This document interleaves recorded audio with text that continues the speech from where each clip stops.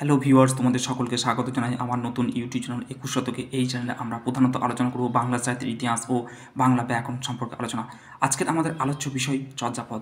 দেখো, চর্যাপদ বাংলা ভাষার প্রাচীনতম গ্রন্থ বা একমাত্র নিদর্শন।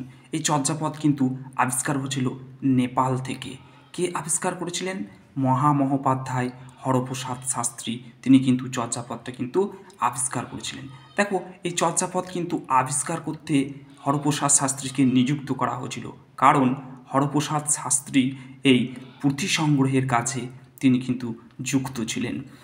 1907 খ্রিস্টাব্দে এই চর্যাপদ আবিষ্কার করা হলেও হরপ্রসাদ শাস্ত্রী এই চর্যাপদ আবিষ্কার করার জন্য প্রথম কিন্তু নেপাল গিয়েছিলেন 1897 খ্রিস্টাব্দে।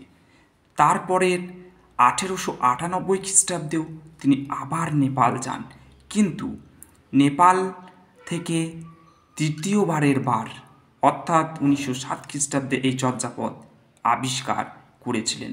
অর্থাৎ চর্যাপদের আবিষ্কারক হলেন মহামহোপাধ্যায় হরপ্রসাদ শাস্ত্রী। দেখো, আজকের আমাদের তৃতীয় যে প্রশ্ন সেটা হচ্ছে চর্যাপদের প্রকাশ ও প্রকাশক কে ছিলেন। দেখো, চর্যাপদ তো আবিষ্কার করেছিলেন মহামহোপাধ্যায় হরপ্রসাদ শাস্ত্রী। এখন এই চর্যাপদ 1907 সালে আবিষ্কৃত হলেও প্রকাশ হয়েছিল 1916 খ্রিস্টাব্দে বঙ্গীয় সাহিত্য পরিষদ থেকে, যেটি কলকাতাতে অবস্থিত। এবং চর্যাপদ প্রকাশ হয়েছিল বঙ্গীয় সাহিত্য পরিষদ থেকে কী নামে? হাজার বছরের পুরানো বাঙ্গালা ভাষায় বৌদ্ধ গান ও দোহা নামে। এর সম্পাদক কে ছিলেন?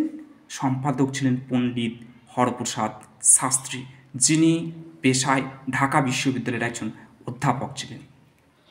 দেখো, আজকে 3 নম্বর প্রশ্ন, বাংলা ভাষায় লেখা পুঁথি অথচ চর্যাপদ অথচ নেপাল থেকে কেন উদ্ধার করা হলো? তোমাদের মাথায় এই প্রশ্ন তো আসছে যে চর্যাপদ তো বাংলার লেখা, বাঙালিদের লেখা, তাহলে নেপাল থেকে কেন উদ্ধার করা হলো? দেখো, চর্যাপদ বাংলার লেখা, প্রাচীনতম বাংলার একমাত্র পুঁথি হতে পারে, কিন্তু সেটা নেপাল থেকে উদ্ধার এ কারণেই হয়েছে।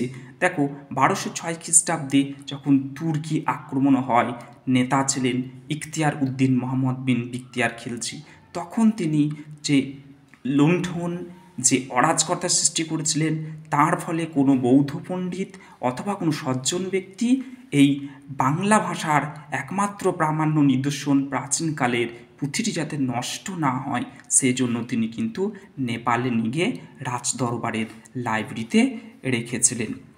দেখো, চর্যাপদের নাম নিয়ে কিন্তু বিতর্ক।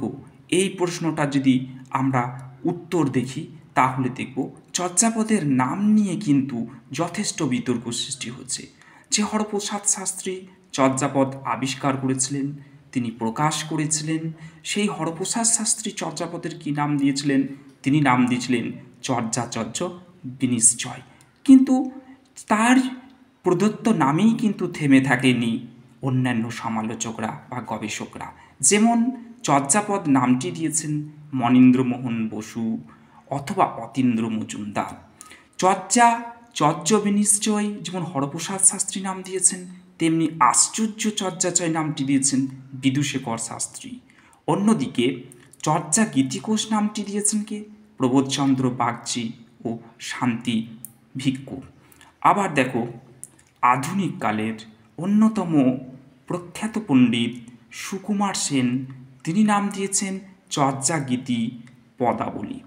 অন্যদিকে অসিত কুমার বন্দ্যোপাধ্যায় চর্যাপদের নাম দিয়েছেন চর্যা গীতিকা। কাজেই চর্যাপদের নাম নিয়ে কিন্তু যথেষ্ট বিতর্ক সৃষ্টি হচ্ছে। আজও পর্যন্ত চর্যাপদের নাম নিয়ে 9 থেকে 10টি নামের সন্ধান আমরা কিন্তু পাচ্ছি। দেখো, চর্যাপদের বিষয়বস্তু। দেখো, চর্যাপদ যেহেতু বৌদ্ধ সহজিয়া সাধন পণ্ডিতের বিষয় আলোচিত হচ্ছে, গূঢ় তত্ত্বকে প্রকাশ করা হচ্ছে এই পদগুলোর মধ্য দিয়ে। 10টি করে চরণে এখানে কিন্তু রূপকের আশ্রয়ে পদকর্তা কিন্তু এই চর্যাপদগুলি লিখেছেন, যা সাধারণের কাছে কিন্তু বোধগম্য কখনোই সম্ভব নয়, বা সাধারণ মানুষ কিন্তু সেই চর্যাপদের পদগুলোর মর্মার্থ বুঝতে পারবে না। যেমন একটা পদ যদি আমি বলি, শোনে ভরিতি করুণা নাবি, কিংবা কা আ তরু বড় পঞ্চভিটালো, এই পদগুলোর কিন্তু সাধারণ অর্থ পাঠকেরাও বোঝার বোধগম্য হওয়া সম্ভব নয়। তো যাই হোক, চর্যাপদের বিষয়বস্তু তত্ত্ব অনুভব করা কিন্তু সাধারণ মানুষের পক্ষে সম্ভব নয়, একমাত্র পণ্ডিত বা সেই সম্পর্কে কোনো সহজিয়াপন্থীদেরই কিন্তু এটা সম্ভব। 6 নম্বর আমাদের প্রশ্ন দেখো, চর্যার কবিদের সিদ্ধাচার্য বলা হয় কেন? দেখো, চর্যাপদ যারা রচনা করেছেন তাদেরকে সিদ্ধাচার্য বলা হয়, কিন্তু কেন? চর্যার কবিদের সিদ্ধাচার্য বলার একটাই কারণ হচ্ছে যে চর্যার কবিদের প্রকৃত পরিচয় হলো তারা বৌদ্ধ মহাজন শাখার অন্তর্গত সহজ্জার মতের অনুসারী সাধক বা সিদ্ধ পুরুষ। ধর্মীয় পরিচয়ই এদের প্রধান পরিচয়, তাই এদের সিদ্ধাচার্য বলা হয়। চর্যাপদে মোট 22 মতান্তরে 24 জন সিদ্ধাচার্যের নাম আমরা কিন্তু পেয়ে থাকি। কাজেই তাদেরকে, যারা চর্যাপদ রচনা করেছেন তাদেরকে সিদ্ধাচার্যই বলা হয়ে থাকে। সকলকে অসংখ্য ধন্যবাদ ভিডিওটি দেখার জন্য।